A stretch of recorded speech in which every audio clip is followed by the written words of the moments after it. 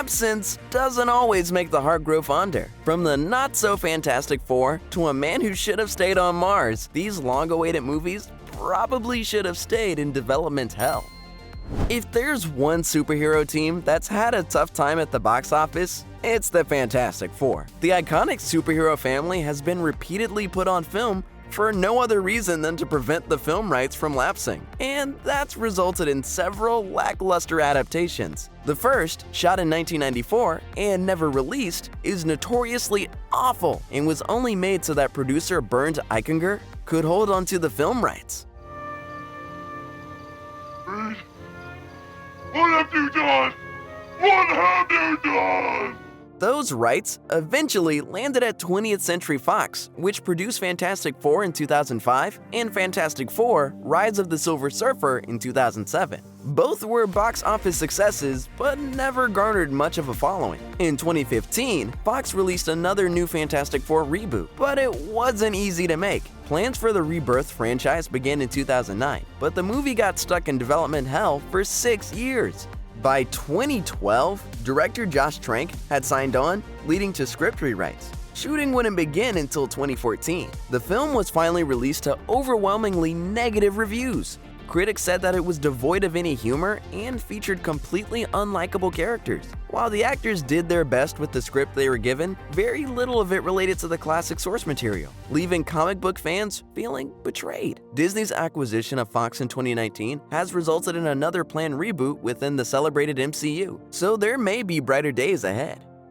1984's Beverly Hills Cop was a massive success for Eddie Murphy, earning a hit sequel in 1987, which made 10 times its budget at the box office. Fans expected another movie to follow, but Murphy was opposed to it, telling Rolling Stone in 1989 that there was no reason to do it. At the time, a script was in development, and the film was in pre-production despite the star's apprehension. Thinking they had a good thing anyhow, the studio persevered, and Beverly Hills Cop III was eventually made. Over the course of 7 years, the script went through numerous drafts and included various ideas that never made it into the film. Producers Don Simpson and Jerry Bruckheimer left over budget constraints as Paramount cut costs. The duo also balked at an unrealistic production schedule, which limited their ability to make the movie they had in mind. Paramount eventually came to terms with the costs. Murphy had a $15 million price tag, and a budget initially thought to be $55 million continued to rise. Eventually, the studio finished the project, and Beverly Hills Cop 3 was released to a weak box office. The film made a fraction of its predecessors, and it's widely regarded as the worst in the franchise. Get the out of here! No, I cannot! Despite this, a fourth film went into development in the late 90s, moved from Paramount Pictures to Netflix in 2019,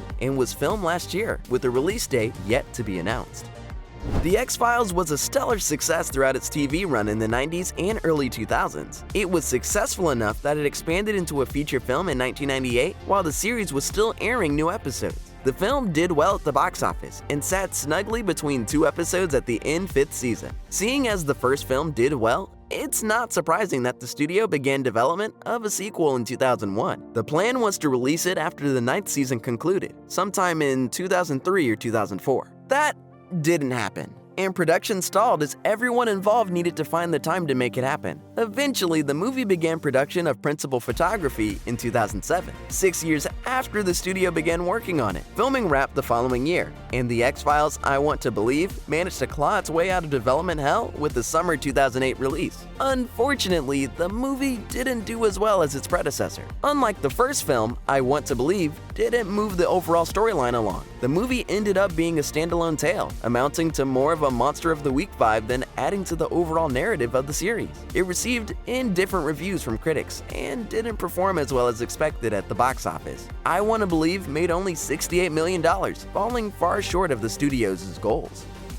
David Brin's The Postman was published in 1985, and Warner Brothers quickly optioned the rights for a big screen adaptation. Later, when the author's wife joined him to attend a screening of Field of Dreams, she immediately saw Kevin Costner in the lead role. That hope was realized 10 years later when Warner Brothers began production. Costner immediately chucked the first script in the bin and got to work on another. Costner was also tapped to direct, and seeing as he directed Dances with Wolves and took home 3 Academy Awards for his effort, double dipping with him was a no-brainer. This gave Costner far more creative control than he would have had as just an actor. The film was screened to test audiences who absolutely hated it, but Warner Brothers couldn't convince Costner to edit it down from its 177-minute runtime. Refusing to take the test screenings results into account resulted in a poorly received movie that spent a decade in development hell. Gruelingly paced and loathed by critics, the film only made $20.8 million against a budget of $80 million, earning Costner one of the worst financial failures of his career. Stephen King spent 3 decades writing the Dark Tower series, eventually publishing 9 books and building a huge fan base around his dark fantasy saga. Development of a screen version began in 2007 with J.J. Abrams on board, having optioned the rights from King directly for $19, a number that holds significance within the series. By 2010, Abrams was out, and director Ron Howard stepped in. He'd also leave, though he remained as a producer. In 2015, Sony Pictures nabbed the rights and tapped Nikolai Arcel to direct. Filming began in 2016, and after several delays, it was finally released in mid-2017. After 10 years in development, the film's reception suggested it should have remained there, as critics decided that the final product was incredibly disappointing, saying that The Dark Tower is almost entirely unfaithful to the books that inspired it. Plans to release a sequel were abandoned, and a television version was picked up and then dropped by Amazon. The film effectively killed its own franchise, leading many to hope for a new adaptation somewhere down the line. The Lone Ranger entered popular culture as a radio show in the 1930s, which was followed by a television series that ran from 1949 to 1957. The character would go on to inspire comics, novels, video games, and a cartoon. The franchise didn't expand to include a feature film until the 21st century, long after the character's popularity diminished. Regardless, Columbia Pictures began development in 2002, though the project would soon find its way into a development nightmare. 6 years after pre-production began, Johnny Depp was cast to play Tonto, though concerns over the film's budget remained. It would be several years before Armie Hammer was tapped to play the lead. Filming began in 2012 and ran into delays, but The Lone Ranger finally emerged after 11 years in June 2013, and it didn't take long for criticisms to pile up. Could be worse. Worse. How could this be worse? Much concern came over casting Depp to play a Native American character, though that was only one of many problems. Another criticism of the film was its pace, with plenty of critics calling it boring. The Lone Ranger was a box office bomb. The Alien and Predator franchises were always popular among fans, but mashing the two together didn't enter popular culture until 1990. That's when Dark Horse Comics released Aliens vs. Predator as a crossover short story. The concept proved popular, and the following year, Peter Briggs wrote a spec screenplay based on the comics, but the studio shelved it. Instead, 20th Century Fox developed multiple video games. Alien, Predator, sci-fi's baddest boys together at last with a little time to kill. The studio finally began pre-production of the actual film in 2002. Briggs' script was scrapped in favor of setting the movie on Earth, and the movie hit theaters in August 2004, 13 years after development began. The film ended up tapping into the concept created in the comics, but missed the mark in numerous ways. While Alien vs. Predator has its fans, many found the movie dull, saying that the film lacked the horror element the Alien franchise requires, and many of the characters were uninspired. Despite this, the film was a financial success, garnering a sequel that was better left unmade. The general consensus is that it's far worse than its predecessor, even though it also made a tidy sum at the box office.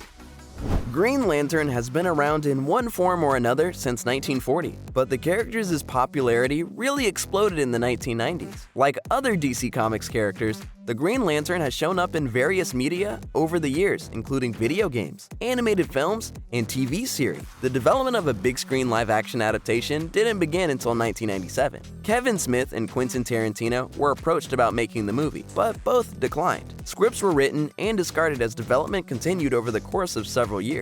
Warner Brothers invested $200 million into the project, and filming finally began in 2010 with Martin Campbell directing, after some production delays. The movie also required a lot of CGI, delaying the release and messing up the film's marketing campaign, causing further problems. Green Lantern hit theaters in 2011, 14 years after development began. The film failed at the box office and killed the studio's plans to use it to launch a DC film universe. The movie's over-reliance on CGI turned off many viewers, including its star, Ryan Reynolds. And Please don't make the super suit green. Or animated.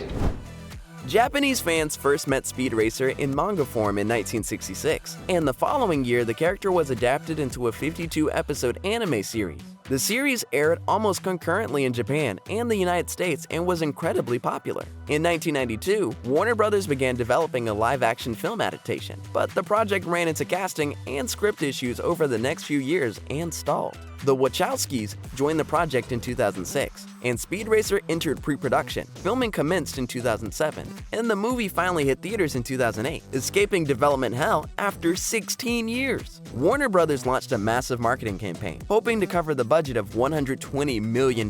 But unfortunately, Speed Racer failed at the box office, making only about $94 million.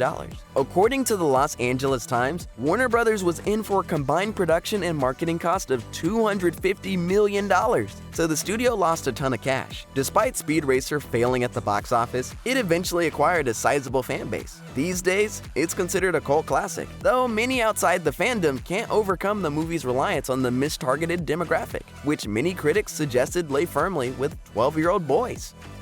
The original Space Jam was an incredible success, and the film quickly built a massive following. Almost immediately after its release in 1996, talk started about making a sequel. Development began, and the film was set to feature Michael Jordan taking part in a new competition. When it became clear that Jordan wasn't interested, Warner Brothers shut down production just as it was getting off the ground. It would take decades before the studio would bring the project to fruition. Work continued sporadically throughout the 2000s, and in 2014, Warner Brothers announced that LeBron James was attached. Despite the progress, the movie wouldn't begin filming until 2019 because Space Jam: A New Legacy required a great deal of animation. Post-production took some time, and the film was finally released in July 2021, 25 years after development began.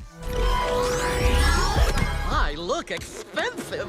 A New Legacy hit theaters with a lot of expectations, and for many, it failed to deliver. Alex Shepard of The New Republic wrote, "It is a film that has no reason to exist except as a vehicle for reminding people that various pieces of content, all of them merchandisable, are available for instant streaming now." Despite this, audiences enjoyed the movie for its nostalgia and overall entertainment value. Edgar Rice Burroughs' A Princess of Mars was published in 1912 and became a quintessential piece of American pulp fiction, making John Carter a pop culture icon. Development of an animated adaptation began in 1932, and by 1935, MGM had test footage completed before the studio decided to abandon it. Disney got into the John Carter adaptation game in the 50s, but this effort also faltered. Marvel even adapted John Carter into comics in the 70s. It looked as if adapting A Princess of Mars was impossible. Decades passed, and eventually Disney gave the green light to a modern adaptation, hoping it would result in a trilogy. Filming began in 2010, and after post-production and reshoots, John Carter finally graced the silver screen 81 years after development began. The movie dropped both the concepts of princesses and Mars from the title so as not to alienate specific viewers. Instead, they found almost no one. Disney went all out with special effects and marketing, spending over $263 million to make the movie, which earned just $282.7 million worldwide. John Carter was a historic flop, proving that adapting a story a century after it was first published can be pretty difficult.